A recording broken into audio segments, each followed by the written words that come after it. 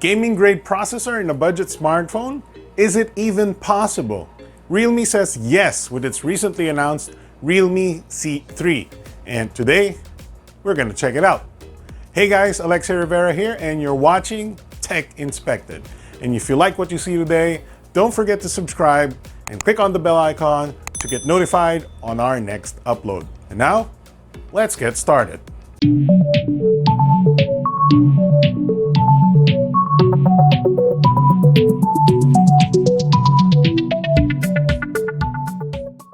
Taking a look at the box, you see it's your standard orange Realme box. There are some specs on the back, and it's a very fun looking color and box design for sure. Inside, you get a greeting saying, "Welcome to the Realme family." Opening the flap and you'll see a caption, "Let's embrace a new journey," next to the SIM ejector tool.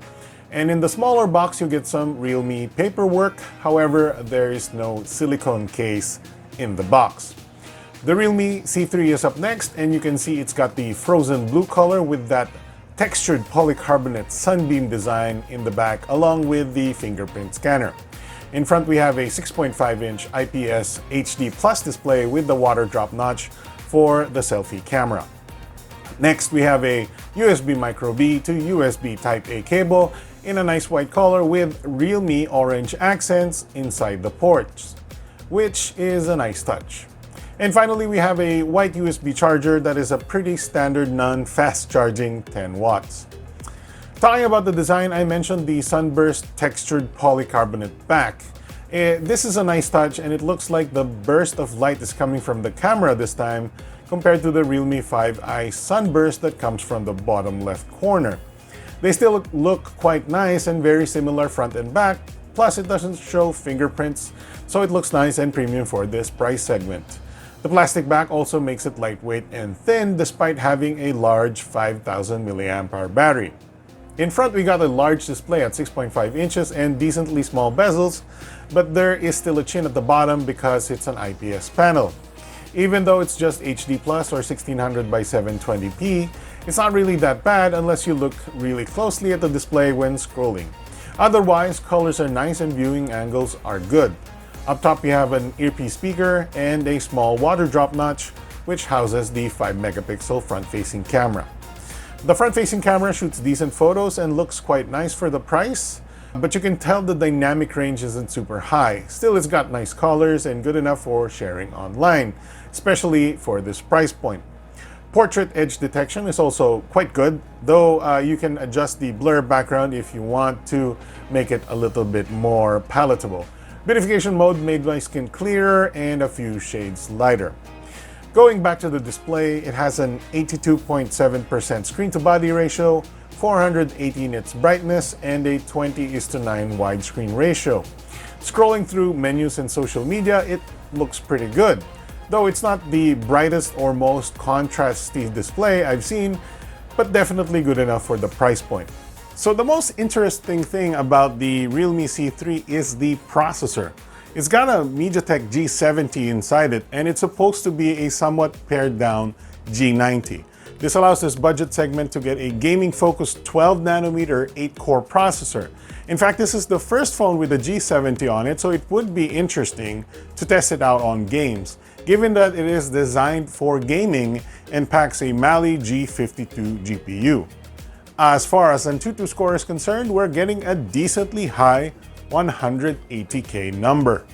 Basic UI navigation is generally lag-free, though switching between bigger apps and loading the content isn't the fastest. We have 3 gigs of RAM on board, which should be enough for mainstream users and most games.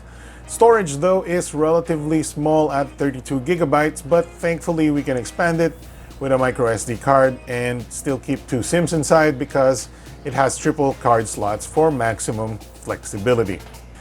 Talking about our ergonomics, we have a recessed power button on the right and separate up and down volume buttons on the left. They're nice and tactile, but I'd wish the volume buttons were a rocker switch instead. Just personal preference.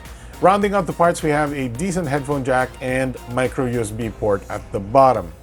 Gaming on the Realme C3 is surprisingly quite good. That 180K Antutu score definitely heavily prefers gaming over your usual social media smartphone apps. We played Call of Duty without any perceivable frame drops, as well as PUBG Mobile, Mario Kart, and even Mobile Legends. That means the C3's claims of being a good gamer could actually be true.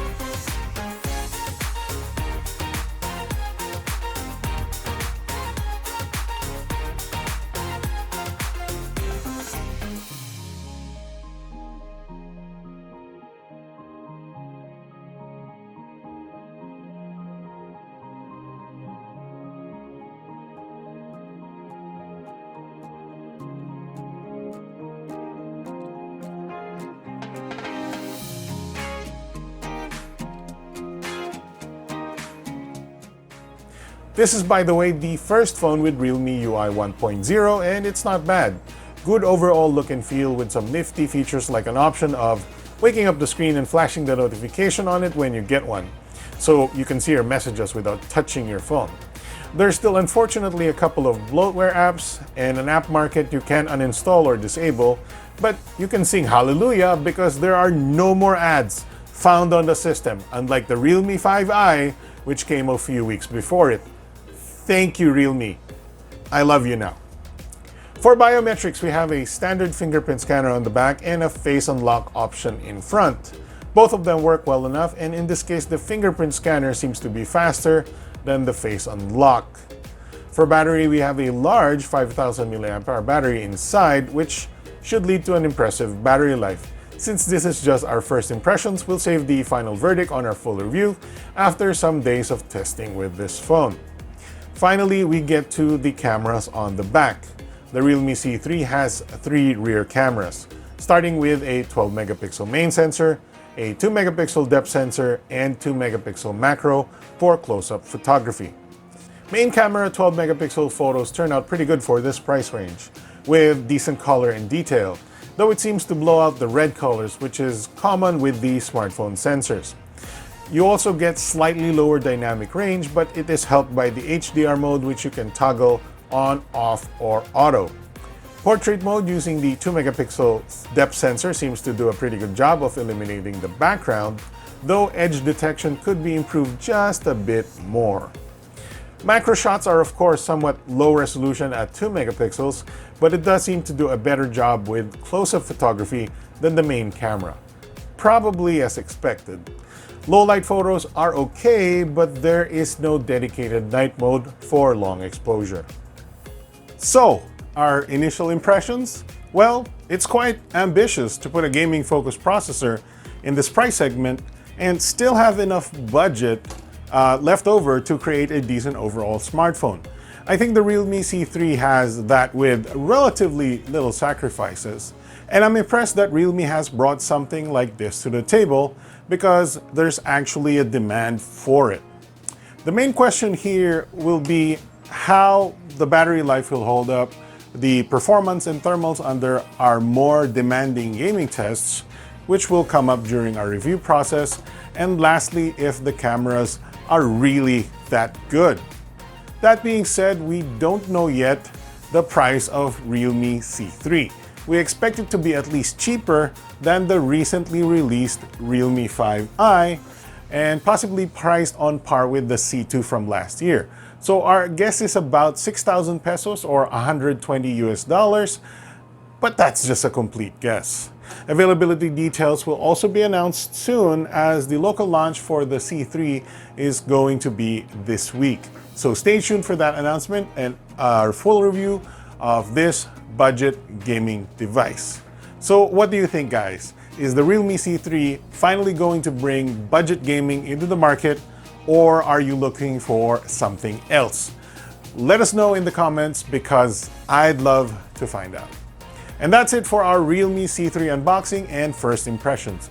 If you like this video, leave a like, subscribe, and click the bell icon to get notifications on our next upload. I'm Alexei Rivera, and that's been our tech inspection for today. Thanks for watching, and I'll see you guys next time.